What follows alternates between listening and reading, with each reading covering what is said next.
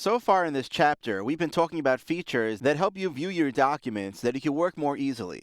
We know that you can hide selection edges, we know that we can use smart guides to highlight certain objects, we know that we can even define custom views. Well, there's another important setting inside of Illustrator, which is your ability to lock objects or even hide them completely from view.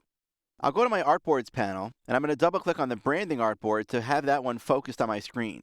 Now, say we're working with this artwork. I can click on these elements to move them around, but maybe I want to deal with, focusing on just the Hansel and Petal text, and I want to move that around my screen, but I don't want to accidentally move any of the flowers. I really like where the flowers are right now, and I don't want to accidentally select one of them and move them and lose all that synergy that's going on.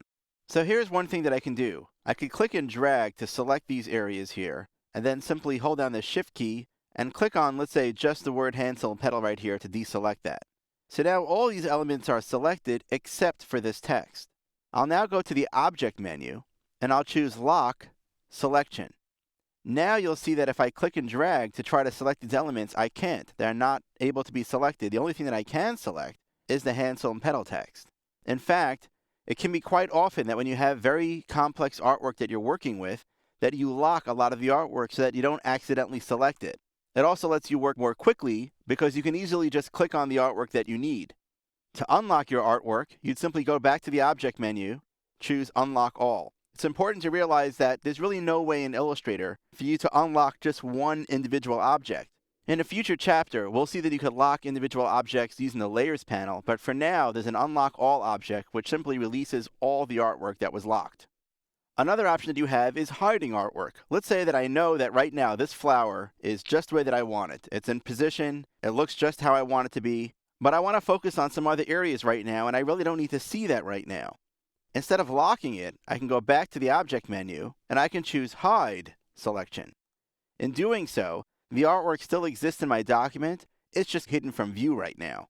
In some aspects, this is better than locking it because I certainly can't select it now. It's not even visible on my screen. And it really lets me focus on different areas of my artwork. If I want to reveal that artwork again, I'd go back to the Object menu and choose Show All.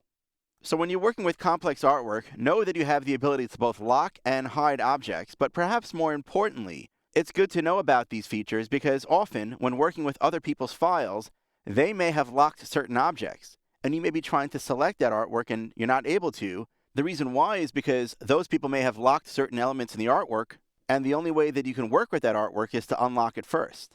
Likewise, you may get a document from somebody else, and they may have hidden certain elements in that file.